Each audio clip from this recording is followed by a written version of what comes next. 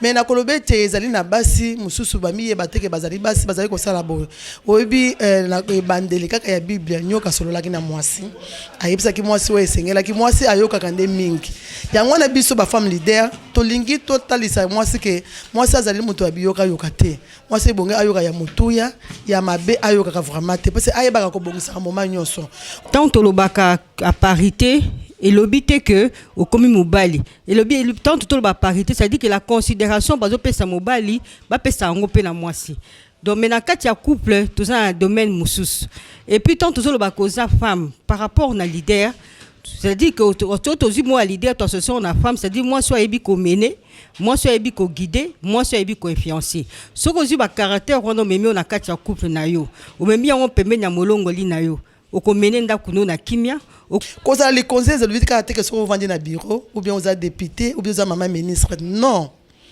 cause les conseils ali moi soit konzaka partout donc aux konzana no makanisi ya mabe et la tayote parce que femme leader ça dit moi soit dans la lolendo te ceux qui ata aux ministres aux députés aux lolendo aux na candidat aux leader te parce que moi soit za leader za na moi soyo ami buka mapeka nyonso abika na kosala nini pote na sepelisa mukilo na zali donc za moi soit créer ka moi soit yebi na botisa eloko esika iko na ko bota eloko te mama longwana on a bassesse mama longwana on a biloka mikie mama longwana on ko senga jeune fille ko senga bando banda ko senga pesa kabela mais yaka na oyoka te oyoka no ba mama o bali ba lakso ndeni no ko telema o banda ko luka o sala no un pas ka mama bijunda utolo ba tout à l'heure Félix Fachi na biso béton ana pour ça ba mama o ba soutenir parce que Bible lobby c'est lui qui trouve une femme trouve le bonheur.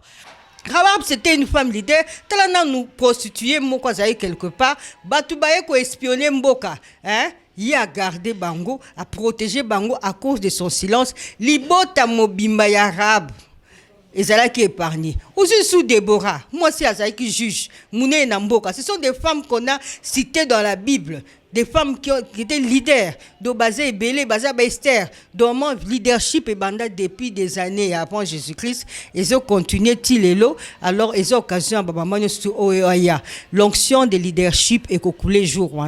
Correcteur News TV, Awande correction, il y a News tout. Donc Awande, on assure quoi. Suivez Correcteur News TV.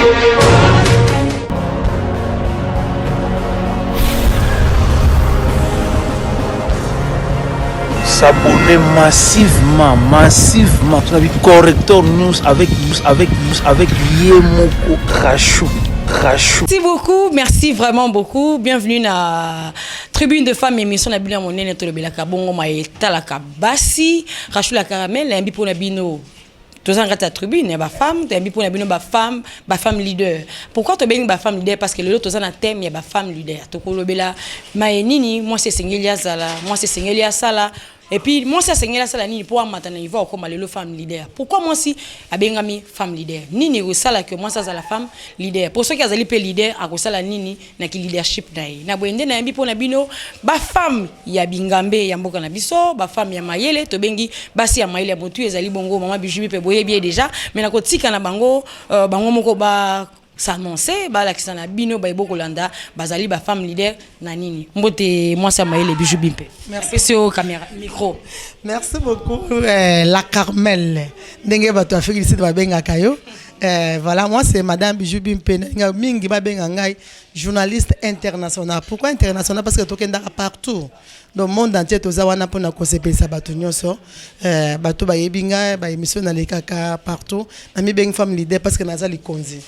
C'est ça. Ouais, merci beaucoup. Mi bengi leader pour Zali Kondi, maman Pembeni, mbote na yo. Mbote maman Carmel, ngai maman Dinanga, moi si ya mayele. Ntekaka maman Bijou Tukoloba, to yaka pona kopesa mayele na bae oyo baliki ko komisika ngote to komisa ba maman ba leader yango ndetina nanga na kati na plateau na yo. Merci. Merci beaucoup. Merci maman Dina pour la parole. Nga maman Juline Dimba Nchibola. Naza femme entreprenante nakati mboka oyo. Merci d'andongo yambi biso d'émission pour te partager sujet kitoko na ba maman mususu pourquoi pas te partager pe ba idée. Merci. Merci beaucoup kasi bato mingi pendane to baka mingi moi si la femme na rozong sa micro kapa na yo maman o bisa biso la femme moi si azali nani ya moto benga na basi nyonso ba yaba koma ba femme leader mwasi azali na po mwasi asengela miyeba na mibenga mwasi pona nini bo soki naza mwasi yo ni laksaki nazali mwasi. Merci. Tant que le femme d'abord, ezali mutu aza na sexe ya mwasi. Et puis soko bakisi na mwasi na nature ya mwasi, mutu oyo azali na nature pacifique, mutu azali na sensibilité. Ya quoi? Mutu aza na sensibilité mo ya pété, une nature pacifique. Yango ba pesaka déjà na mwasi. C'est ça la femme. La nature, la définition de la femme. Merci beaucoup. Maman Lina, moi un mot pour la koloba na bato, mwasi. Po to ka bato musu babaka, ami yebite a mwasi. Et comment on a niveau ni na kolobaki mwasi wana ami yebite ka mwasi. Merci beaucoup maman. D'ailleurs nature ezo yebisa biso tant bazo baki mwasi bazo mona aide semblable ya mobali. Donc moto yo aza pembeni ya mobali pona kosunga ye. Moto oyo yo aza na motema ya mwasi eza ekeseni na ya mobali. Donc ta bazo mona ya mwasi bazo mona nyonso tout oyo mokili donc evandi na maboko ya mwasi parce que mwasi nde amemaka mokili na maboko, mwasi nde apesaka vie. Donc c'est-à-dire que aza aide ya mobali. Donc mwasi aza vie ona koloba bref mwasi aza vie. Vraiment, merci beaucoup. Il a appelé motuya mwasi azali vie, moi bijou bepa mwasi azali vie. Mingi na ba émission na yo ya mwasi maele toka ko telemelaka ba attitude to ba habitude ya basi. Kasi a to bi basi bazali ba porteur de vie. Mwasi azali moto azali mopanzi ya mobali, azali aide semblable. Mwasi azali moto oyo de nature na azali sensible mais to monaka basi mingi na ko miyembeke ali mwasi bakoma na molo lendo bakoma na ka difficulté pe basi mingi bakoma na point que atana divorcer et ko sala ngani. Voilà, merci beaucoup maman la Carmel. Na sepe nanu makasi na ba question na yo ezola sepema ke za mwasi ya maele parce que za ba mituna moko meza très capital. Ya liboso na ko bakisa nanu mwasi azali mobongisi. Mwasi abebisaka te. Soki mutu mwasi abebisaka babengaka ye o azali mobali alati liputa. Sato komona tabusu mwasi busu na nzela alati bilata la tabuko motala bato ba otala tala ye babi o mwasi alolenge ni c'est-à-dire ka abebisi. Donc mwasi azali o ya bongisaka. Mais na kolobete ezali na basi mususu bamiye bateke bazali basi bazali ko sala boyo. Oyebi na bandeli kaka ya Biblia nyoka sololaki na mwasi. Ayebisa ki mwasi we esengela ki mwasi ayoka kande mingi. Yango na biso ba femme leader to lingi to talisa mwasi ke mwasi azali mutu abiyoka yoka te. Mwasi bonge ayoka ya mutuya ya mabe ayoka ka vraiment te parce que ayebaka ko bongisa moment nyonso. Omoni na tango ya kala na tango ya époque ya président na biso Mobutu azali ko loba otumboli ba mama otumboli Mobutu ayebaka pourquoi po ayebike na kati ya basi nde batongaka basi nde babongisaka basi nde bapesaka bomo pe nde bapesaka mboka etelema soko mboka wana basi batelemi na banzi mboka wana ezaka na difficulté mingi te mais so moni basi bazokipe eloko te c'est-à-dire que mboka wana omone ko banda uzaka ezo tepa parce que soki mwasi alobi abongisaka na motema na ye mobimba. Mais maman Rachou eloko babengi ke mwasi lelo adibika tata soka a divorcer ko sala eloko te ezaka eloko moko ngana kolobete tokomi nde kolanda mingi biso ba mama na biso to biso ba africaine surtout biso pe ba congolais tokomi kolanda mingi makambo ya libanda to tokomi linga ko bala mabala na contrat andeki naza boata na sali na 3 ans na bali ko sala eloko te moi ça za mutu abongo te moi ça za mutu akendaka liboso oza déterminer le kambo osala soko bali obite ngai nde na bali boy ngana papa tisuka ndo ozalaka mutu obongisaka oza mwasi ya okende teke ngande na kebo ata na divorcer ko sala na ko bala ka surtout biso basala kitoko nde tozala na kompo ya mona to aka pe ko tula omona o divorcer o tuli ba komo bengo sœur à quartier nzo ko zaki na o marié o komi sœur à quartier ba komo benga na mutu ko bengo to komenga a sœur to vanda tana kwento mena mwa eloko po oyeba yiko bongisa te pona ko loba malamu mwasi bongisaka nyonso ya mabe koyoka te ya malamu yoka chango na misala. Vraiment merci. Mwasi bongisa ya mabe koyoka te ya malamu yoka pecha na misala. Maman Julie, mwasi olobi ozali entrepreneur. Alors, lelo oyo, mwasi sengeli ya sala pota bongisa libota ata coup de pouce na kati ya foyer na ye. Alors, mingi ya basi bazalaka soki yenda ko sala, to pe ya ko mema mwa libanga na kati ya chantier ya libota na ye, akomaka na mwa orgueil moko boye. To akomaka na mwa bizaleli. Ya mo papa sengelo ko sengeli ya se supplier ye 1000 fois. Oh le loko eza facile ke moka ko sala te ya fazela olobaki te yo senga kite kasi olobaki te ngana sala ndenge nini ata yo mona na visiblement boy na sens de kolobaka mwasi likambo a parité et comme ça basi lokola femme homme.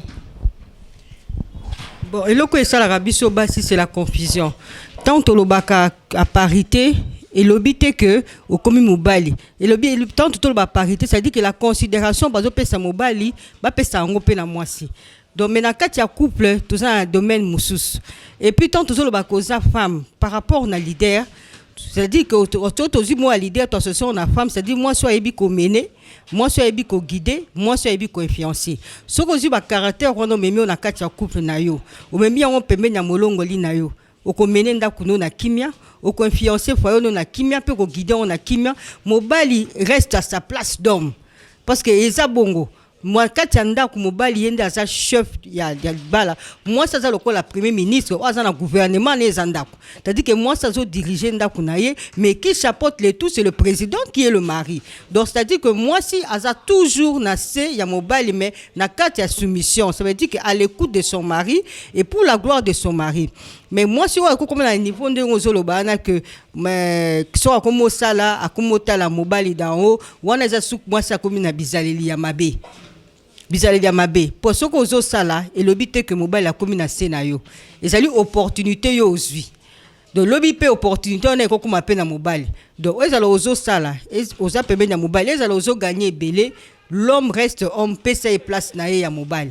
Ce qu'on zo sala pour nanda ko ezanda ko na bino mibale, eza pour l'intérêt bino mibale, so boza na bana eza pour na soigner bana bino mibale. Ça ne peut pas dire que bolingo ko kita pour na mobile azo sala te. Yon to lobaka toujours attention mobile azo galérer. Azo na mbongo te moi si oko galérer pembe na mais avec tes propres ambitions pour les soutenir. Et ça que mobile azo galérer yozo pembe na pour na confronter. Non, azo galérer bien sûr. Je suis à tes côtés dans la ambition nanga mais nazo soutenir yo pour un jour na yebi que okozwa. C'est ça le rôle de la femme dans situation wana. Alors maman Dina, femme leader, ndenani. Et puis pour babenga yo femme leader, c'est le sala nini pour comme leader. Merci beaucoup. Ce qui nazo kende na contexte ya leader, nazo mona moi si o aza leader, azana moi si o azana makanisi ya malamu pona ye, pona libota et puis pona société. Aza moi si oyo donc tant bazo mona ye, bazo mona makanisi ya malamu. Bazo mona moi si oyo azo telema pona kosunga baninga basi. Donc na nzela ya makanisi na ye malamu, na nzela ya baide na ye, na nzela ya place ya zali donc na société aza utile pour na société. Yango nde babengi femme leader. Na wana nazo signer na bande gros ba kolanda biso de partout dans le monde. Maman Martine Okunji ozali na Belgique, ba maman nyonso tout to pesi bino bambote belé nde bozo landa biso to signaler bino que ba maman o baza na plateau bazali ko organiser une grande conférence bo mona na sima na biso na mokongo bozo mona ba image et ko ça déjà conférence bazali ko annoncer. Alors maman Bijou Bipé conférence on a tout qui est le 25, le 26 na le 27. Femme leader les ali thème na bino. Alors nde peto kolobela awa femme leader ezali nini moi ça ko sala nini pour ayape ko sadere na kati na bino ba maman ou basi mayele et puis conférence on a beaucoup sala nini na kati. Merci beaucoup maman Rachou. Na mituna na zo sepelisa makasi parce que ezabi loko ngwana ngaka peut-être mituna ya boya kande esali sanga makambo ya malamu. Vraiment. Na koloba nano eloko moke par rapport à maman Dina na otoloba ke femme leader ndengo tuna ke femme leader azanani. Moi si likonzi to me kape ko malola on a lingala malamu parce que ba maman nyonso bilanga pe ba olanda biso ba maman nyonso niveau nyonso faut ba yoka ke kozala moi si likonzi ezali nini. Mama chala mwana yebisa anga eloko moko kala na émission mona mbaka le 8 mars ya 2008. Epsa maman Bijou ata moi so ateka makala za maman leader to za maman likonzi ata osala bilanga oza likonzi poni parce que osana moi société na yo osana bilanga na oza ya yo moko oza calcul oyebi ke na osana ndena za boy so na sali moi bilanga na ngandambo bona teke ona donc ozo diriger loko na yo moko oza likonzi koza likonzi ça veut dire que teke so vandi na bureau ou bien oza député ou bien oza maman ministre non koza likonzi ezali moi so akonzaka partout. Donc ozo konzana no makanisi ya mabe elata yote parce que femme leader ça dit moi soit dans la lolendo te ce qui ata oza ministre oza député oza lolendo oza na candidat oza leader te parce que moi soit za leader azana moi soyo ami buka mapeka nyonso abika na kosala nini pote na sepelisa mukilo na zali donc za moi soit créer ka moi soit yebi na boti sa eloko esika iko na ko bota eloko te donc femme leader azali femme oza monde te oza mutu susu oza na mbonga malonga te mais olingi kaka okoma lokola kingandi femme leader azala bongo te mwasi leader atalaka nanu liboso ngai nasala ndeni mpona okoma wana donc ayebaka teke nasala te femme leader il faut ozalaka bo tout droit na makambo na nyonso ozosala obuki lolendo olongoli bamakambo nyonso omoni ke makambo oyo kosala te nde mama jili otyolo bake yo oza likonzi na ndako na yo okobanda okomi comparer le papa te mwasi femme leader abombaka munoko na ye ce n'est pas mwasi azalaka même bible le c'est qui parle beaucoup ne manque pas de péché yo oza likonzi okomi kokende amoni mobali nanga kuta sala kata mikoloka awo vivre mpona ngai te likonzi azala bongo te likonzi aza mwasi abombaka secret ya ndako na ye po ayebi ke ngande na konzaka ngande na salaka na ndako il faut na bomba parce que bana pe parce que à partir ya mama na ndako nde pe mwana pe akokoma leader te mama na ngata ozalaki azali kozala na bando na mama ndinga zo diriger au sala bon mais yo oza likonzi nanu ya songi ntobo mama mobimba ovanda kisika moko te mama mobimba obi tongo ka soki etani ozo bimeli na kitambo okomi na banda mais osalaka te rashu eloko ekamwisanga na basi mosusu aza ni directeur esika moko aza directrice te aza DPD do okomona ye soki okomi na kitambo na 12h okutani na ye mama Rachel Boni obosani okomi na victoire mama je peux komisa na victoire mais asalaka te so okenda koluka nini femme leader azali mwasi oyo mokolo mosala ezali te ovandi ozwi kaye na yo na bik obandi kosala baprojet na kosala ndenge nini na kozala ndenge nini na kozala yango wana nayebi soki mama Rachel conférence oyo tobengi mama nyonso azala musulman azala moto catholique azala soki aza nani toza na bosenga so tobi to bana fongola awa bakoya te donc soyons tous des femmes leaders donc biso tozala basi likonzi toyeba tokosala nini tosonga pe président Tshisekedi Fati Beto azala besoin basi lokola biso donc ndenge ngazabengaki union sacrée basa mayele pe batelemi papa biso besoin ni kanisa ko pesa yo donc papa tala na place ba mama pe to votaka pe makambo izaka te qui sont pour na parlement kuna qui soit te biso pe photo kenda to ce président au moins na place to sala boy na place to pona ba mbutage wesila to nga film so sa ba kota nsele kuna to sala boy to ba kisele makanise amona pe que ce sont les femmes leaders mais ça quand que ofandika beauté à côté là qui a abimé qui a te ya ngwa to na besoin ya ba maman nyon sur le 25 le 26 et le 27 vraiment on appelle musekate na 11e mairie limitée industrielle donc ceux qui oye maman to za ba oratrice 3 mutu na mutu obimisa sous thème na mama mukolo mama jiliti bola si ya kusanza bo mama Maria Nzeba surtout kutunga na lobaka mingi babi na boy ndena ko émission ekoma yanga iza ya yo bon comprendre yazo kompandisa ngwa pandisa baloba ebele mama jina zo si micro pa na yo pona ko tuna motuna que lelo oyo bozali ko organiser une conférence bato mimba okasala ko conférence église babi ba maman la ba pasteur ba yoko bengisa nde bato mingi bakoya te pe likambo ya conférence to kaka mingi bato baka basi batonga mboka te conférence wana boko sangisa basi alolenge nini ya bakushi nini oyo bini boko bengisa petang bakoya nini obangola motu ya bakoya kozwa po isengeli bango bayeba likambo bakoyela po baya. Merci beaucoup, maman. Tant que le bac à conférence, ils allaient ici qu'à Batoubazo au Sangana, Bazo quoi apprendre et puis quoi échanger bah idée. C'est-à-dire que dans la conférence, non seulement tu quoi apprendre, mais à un bon moment où il y aura des échanges des idées et aussi il y a un moment où il y a quoi écoute là bah maman Missou pour apporter un plus. Pour moi si au Azali leader, Azali moi soyez bah koyoka. Ou après na kapé luto ine faut aller kufungama et c'est occasion pour la maman ne toujours on a le to ine za kufungama pour apprendre pe pour comme leader te ce ko après na kapé pas baninga te c'est aussi important non seulement aux yoka non seulement aux appels na komi kitisa parce que il faut apprendre comme chef d'équipe na vie na o comme chef d'équipe ndeni il faut komi tuna est-ce que ngana za maman na ebi ko mener ba action na gidaka nani na influence kanani.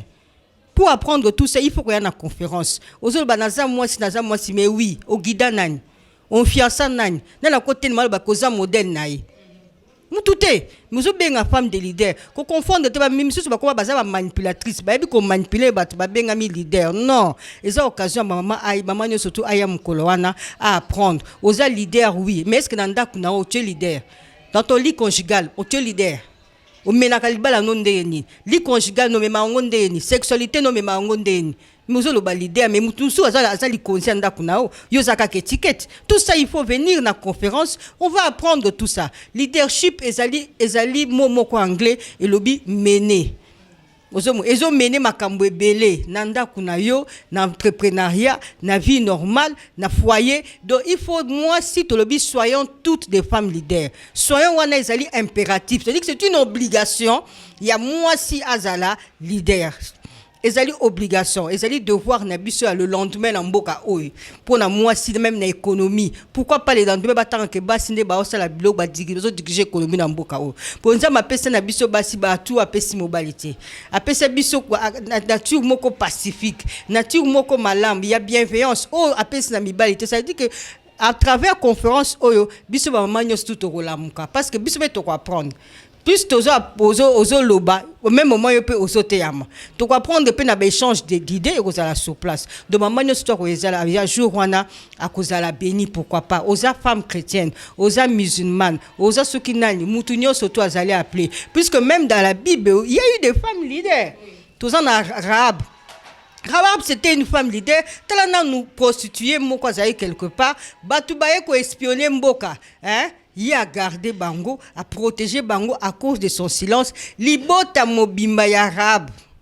Ezala qui épargné. Aussi sous Déborah. Moi c'est Azaï qui juge. Mouné Namboka. Ce sont des femmes qu'on a citées dans la Bible. Des femmes qui étaient leaders, de Bazé et Bélé, Bazé Esther, dont mon leadership est banda depuis des années avant Jésus-Christ. Ils ont continué Tilelo, alors ils ont occasion à l'onction de leadership et coulé jour wana. Ils ont thème et par hasard et puis ce qu'on a par hasard.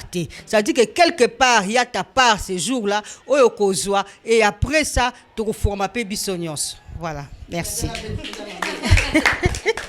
Merci beaucoup. Maman Dina, maman obakoya et gosengela bango basala nini. Ezala motu ya bopesi, gosengela bango po baya avant ya mobakota la conférence ou bien bobengisi ba maman ndengeni. Oui, maman, quand des maman Julia Outoloba, na ebi ki na boyo kibino monde maman Julia Fongoli. Vraiment, tant tozo benga ma femme leader, to lingi karato mais ma expérience otoza nango, to meme loko eza na kati na biso to pesa na ba maman. C'est-à-dire que to sengi na biso mbongo te. Maman oyo benga mi maman, ba benga ko mwasi, oza jeune fille, oza jeune maman, o fille mère, oza sokina o shege ya mwasi, o no sabenga mika mwasi, o ka nyo na sexe, o teka mapa, o sala bilanga, o teka mapa, o teka makala, maman, to na posa na yo. To na posa to pesa ka expérience, to pesa ka eloko nzamba tie na ba mama, o bozo mona bazolo ba o. J'espère que bozo yo ka déjà de bazolo ba, en tout cas maloba wana déjà e bando tout amitema. To za posa ka to transmettre eloko nzamba tie na ba mama oyoyo, ba bengi sibino. Ba lingi to changer na pe Congo ko mama. To changer na Congo, to zo non eloko asika e kota na mitu ba mama. Ka leadership po bazo te abiso o. To lingi to transformer ba vie ya ba maman. Maman longwana na bassesse. Maman longwana na biloka mikie. Maman longwana na ko senga jeune fille. Ko senga bando banda ko senga pesa kabela mais yaka na oyoka te oyoka no ba mama o baliba l'action ndeni no ko telema o banda ko luka o sala no impa. Quand maman Bijunda Outoloba tout à l'heure, Félix Fachi na biso béton, ana pour ça ba maman va soutenir parce que Bible et lobby, c'est lui qui trouve une femme trouve le bonheur. Maman a na bonheur. Maman na pour ça pesa au bonheur. Maman na pour ça a changer vie na yo. To sengi na biso mbongote. Yaka na ofele muto tout na okutute mama pesa zongi ozo ya kutune protocole azo yamba yo bien azo peso sika o esengeli na yo o mi mona peke ana valeur to na posa mama azongi sabo mwasi to na posa to laksa mama nzela mama abungisi nzela ta mulai mama akomi na biloko moko eza banal o eza na tina te mais to lito zongsa mama na nzela mama mona ke te en tout cas so na bungisa kilobi lelo na sa capable ya kutelema pona zwa o amoto ya nakoma mwasi leader nakoma mwasi ya mayele ndeto mibengi basi ya mayele to mibengi basi ya mayele pamba te parce que eloko ya mayele ezali parce que na kati na biso awa ndeto bengisi mama ya confession nyonso to poni na biso te o confession religieuse oyo te to bengisi ka o aza mama aya ayoka na nzela na yango nde akoyeba ye moko parce que basala nzambe baza place wana na omona ke bozo yoka déjà nde ba mama bazo bimisa ya motu ya pona olaksa ete baza ba mama basali balingi batalisa biso lobi to mibenga mabasi ya maele ba femme leader biso nyonso. Merci beaucoup. Merci beaucoup maman. Maman Dina, je crois que ma maman nyonso beaucoup landa. Maman Merdine, vous allez maman, Miss Léa, vous allez maman. Donc ah ben c'est maman nyonso tout. Miss Léa tu as vu que yo côté maquillage, côté décoration, au sakana raté, aux maman. Yaka hôtel le lengenini na mosala na yo, to œuvre maboko na yo okiko koma leader. Vous allez maman te ka makala, oye, oya hôtel na. Kumbongo na nga makala na ko sala le lengenini pour nazala leader na mbongo na nga. Na sala ka la teka ka mapa, na kenda ka ba Dubai. Donc mon sala kozala leader équipé nango catégorie ya moi cité moi senior sozali leader mais sengeli oyeba le lengeli ni ya kozala leader comment ko orienter ki leadership na yo awa to lobi kezali kambote o ba passer nde ba sangani nde ba ko yakte to loba kamboka la so po évoluer sengeli nini to yebi ke ba lobi mokile salama na liloba po mokile ezala boy sengeli liloba yango wana na liloba elingi koloba ke tosangisi basi baya kopesa na maloba basangisa maloba basangisa ba idée ah mama poto sala boy pona kosunga baso bateka makana na Kinshasa to pe na Congo poto yo kalisute moi sa tele malakwa lela poto kalisute moi sa ndumba tele magana place kingana poso yebana na ba place soko kina Jakarta kulo okuta basi ya ndumba poto yo ka bango lisute ba fille meza teto moni mwasi moko avani na sanzela akomesa mona libele akotia loboko akosenga poto bazala esute na Congo isenge to sala nini na boyende poto ye ba réponse wana esenge na surtout assister na conférence oyo ya ba femme leader oyo ezali bongo le 25 le 26 na le 27 février oyo en tout cas ils allont vraiment malamu mingi po place bato basangani surtout basi. En tout cas, lumière est estikana pe et longue est alliée estikana. Moi bijoubi pe to comme qui est vers la fin. Alors, on expliquer sous na bato malam conférence et que vous allez vraiment na nguma nini. Merci beaucoup la Carmen. Na senga na papa ma weja ben de la penda adresse wana ya limité indiscret numéro 3 na INPP. 11e mairie bendango peut-être ba maman ba mona vraiment bien là pour vous ate maman bijou eza wapi te adresse penda wa fiche penda bien ba maman batala eloko mo na ngina corriger moke maman Rachel na linga bato ba lo bakate ke moi ça tonga mboka te nga vraiment so na kutana na mutolobi eloko wana en tout cas na rataka ete ba mo na corriger kaye ba yeba ke moi c'est salami na mukuwa mobali azana yeka mabele ça epumbe moi ça mukuwa po bukango eza so pe okebete ko bukolino moi ça za eloko mutuya moi ça boté le président de la République maman Marthe ce que ozali maman ya mokonzi ce qui yote to za na fati betonte donc faut que pesa le même nyo sur na moi si en tout cas o kolia la moi so kolia na ndorité papa kolobaka so eloko wana te surtout ba papa bazaka basali na nzela mama vandi na ndako ya mama na yo vraiment eloko wana ngaso na kuti na parlement de eloko liboso na ko voter mutu nyo so bando finga mama na nzela ekosimba te voilà maman Rachou pour na kotosa ngonga musala na yo na kolobete conférence wana ezali na mois oyo tozali na février deuxième mois oyo le 25 le 26 et le 27 to banda 14h30 16h30 aussi d'ici to respecter vraiment air parce que leader aye ba rappel comme musala na ndenge esengeli ba mama bozanga te ba mama journaliste bozanga te donc ba mama député bozanga te. Pourquoi pas tomber en première dame te? Vraiment, hein? Maman ya bana, maman yambo. Ce que ozala pe na biso ozala kitoko makasi. Moko pe mususu invitation yepe na boye bengi basi ya mayelo ya bibiso. Maman, tokobeta maboko. Donc toza benda na bosenga na bino. Maman Rachel otuna ki mutuna moke conférence ko senga bato ba kota te. Okokota na mbongo te mais toza na besoin ya soutien na bino na ba prière. Moi ma kokipe parce que toza na besoin ça ba track il faut ezala ebele ba invitation il faut ezala salon de photo décoré ngo nyo sona toza na sponsor te. Toza pe na partenaire te. Nzambe ko pambola yo quand même oza partenaire ya liboso bengi biso na émission na pona ko cha soutien ya musala to sala. Vraiment ba ninga pe ba journaliste mususu lokwa la Carmel numéro na biso to ko pesa ngo na suka ou bien obengi numéro ya Carmel ya ko benga biso ke to ya pe na émission na opote au bas ça peut impliquer même au songa biso tous on a besoin de soutien à ba papa soutien à ba maman tous on a besoin na bino pour te conférence tout en 3 jours ezali pendant go baté il faut quand même que l'on ça les a bien décoré ma comme ça la propre parce que ba songi biso te vraiment et vous allez moi parce mais mon toi liboso songa biso za la nzambe to tia benda ilika c'est pas nzambe bi nzambe ako songa biso vraiment conférence oyo maman na bondelio yo maman osanga bilanga maman ya maloko maman ya selelingwa la kimbase Kintsuka, Matete, Barumbu, Kitambo, tous les 26 communes. Maman Kozangati. toza na bosenga nayo so tozalaki na makoki ya kotia babisi tonga totia babisi mais papa ministre Amos Mbaya kotela biso likambo toza na besoin babisi ata mibale ememaka bamama po tika bango na confiance po sala wana eza monene mais toko respecter cache-nez oye olati cache-nez na yo tango okota na porte okuta mai na savon eza wana osokoli maboko tala ozolata mpona kobanga biso te eloko bato bakamusaka ozolata cache-nez mpona kobanga soda non ozolata cache-nez mpona kobanga malade eza lata yango mpona koprotéger yo moko mutu bo moto na onano lata yango donc soki oza na cache-nez te mama okokota te donc oye la cache-nez na yo lati tango okomi osokoli maboko bayambi yo bien et puis moi distance ekozala tokotosa quand même mibeko wana parce que tomibatela biso nyonso merci beaucoup. Merci beaucoup. Ah, tout pesa ndembo te na ba femme leader nyonso et puis to bengisi ba femme leader o bazali déjà ko exister batia maboko na basi ya mayele o ezali ngomba lisanga ya basi ya mayele bazalaka bavandi ah na ki mayele na biso esenye to sala nini pote to sunga ba mama na domaine songolo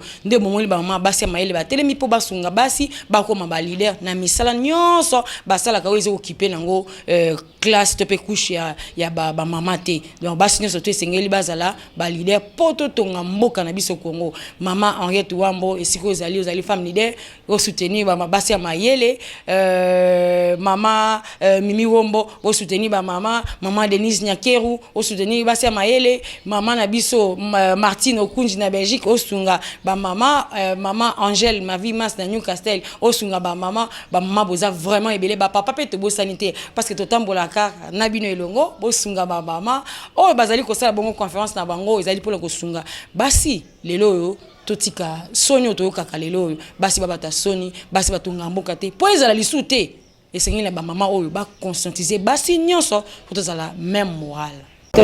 Correcteur News TV awande correction ya ba news tout donc awande on assure quoi suivez Correcteur News TV.